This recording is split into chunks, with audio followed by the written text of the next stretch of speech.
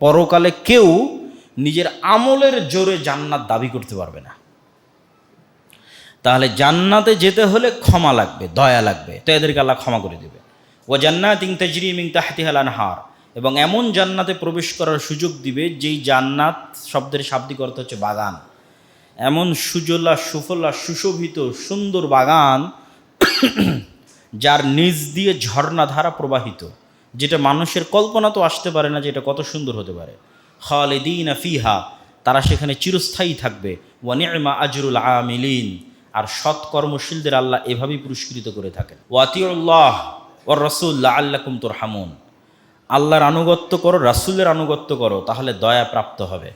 দয়া প্রাপ্ত হওয়ার শর্ত আল্লাহ এবং রাসূলের আনুগত্য। ওয়াসারিউ ইলা মাগফিরাতিম মির রাব্বিকুম ওয়া জান্নাতিন আরদুহা সামাওয়াতু ওয়াল আরদ উইদ্দাত লিল মুত্তাকিন, আর তোমরা দৌড়াও, দৌড়ের প্রতিযোগিতা করো, ইলা মাগফিরাতিম মির রাব্বিকুম, রবের ক্ষমার দিকে, রবের ক্ষমার দিকে দৌড়ে যাও।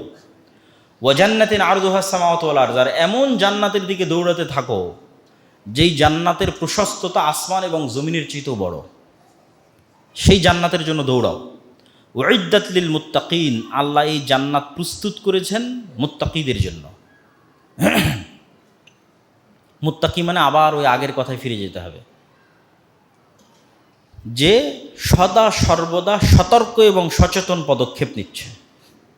এটা ছাড়া আপনি জান্নাতে যেতে পারবেন না। একটা আলো, যে এখানে ঝাড়বাতি আছে, রাতে যদি জ্বলে তাহলে সব পোকা এখানে আসবে।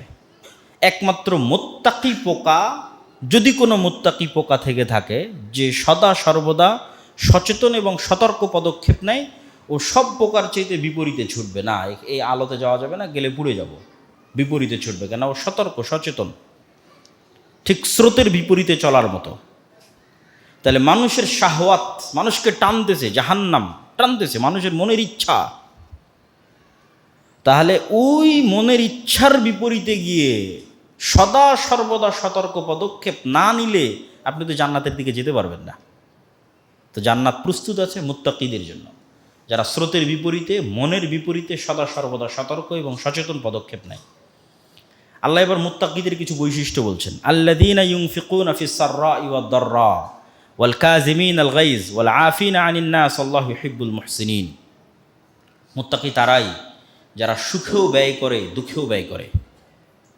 যখন কোটি টাকার মালিক তখন খরচ করা সহজ, যখন আমি রিক্সা চালক, 5 টাকাও নাই, তখনও আল্লাহর রাস্তায় দান করব, এটা অনেক কঠিন। ওয়াল কাযিমিনাল গায়জ, যারা রাগকে পান করে যায়। তৃষ্ণার্ত ব্যক্তি যেভাবে পানি পান করে ফেলে, আর এভাবে রাগকে পান করে নেয়। মানে কোনো মানুষের উপর রাগ তৈরি হলেও সেটার বহিঃপ্রকাশ ঘটায় না। সামর্থ্য এবং শক্তি আছে রাগের বহিঃপ্রকাশ ঘটানোর, তারপরও ঘটায় না। একটা তো সামর্থ্যই নাই, তার কথা বলা হচ্ছে না। অসহায় মানুষও রাগ করে কি করবে? কিন্তু যে রাগ করে কিছু করতে পারবে তারপরেও করে না, ওয়াল কাযিমিনাল গায়জ, রাগকে নিজের মধ্যেই রাখে।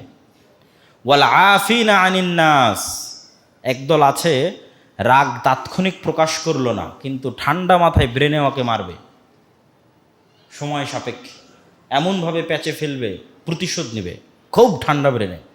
আল্লাহ পরের ধাপে এই জন্য বলতেছেন, রাগকে দমন করলা কিন্তু ধীরে সুস্থে প্রতিশোধ নিলা না। ওয়াল আফিনা আনিন নাস, ক্ষমা করে দিবে।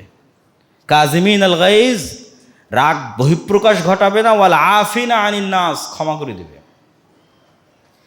এর চাইতে উঁচু স্তর কোনটা? ওটার কথা এবার সব শেষে বলছে, আল্লাহু ইউহিব্বুল মুহসিনিন। এটা তো গেল স্বাভাবিক মুত্তাকি এবং মুমিনদের কাজ।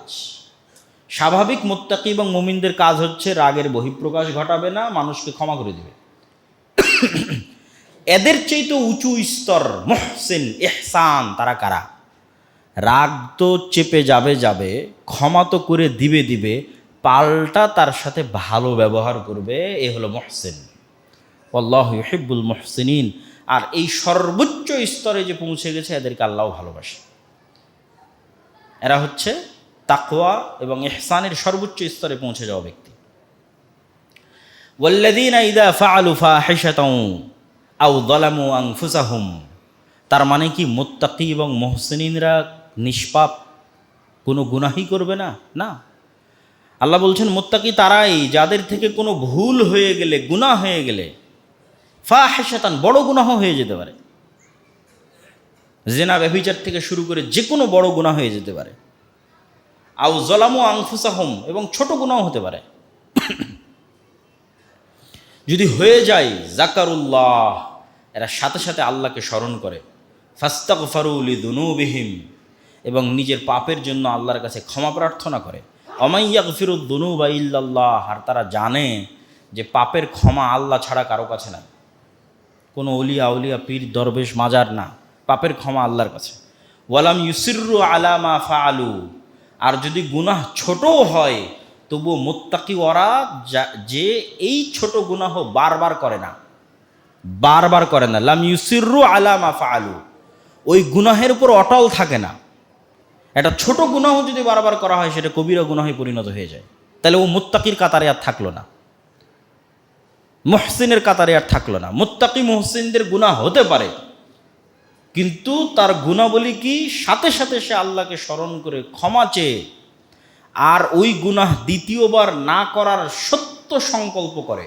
দ্বিতীয়বার হয়ে যেতে পারে, কিন্তু যখন সে তওবা করতেছে তখন তার অন্তরে শতভাগ সত্য সংকল্প আছে যে এই গুনাহ সে আর দ্বিতীয়বার করবে না।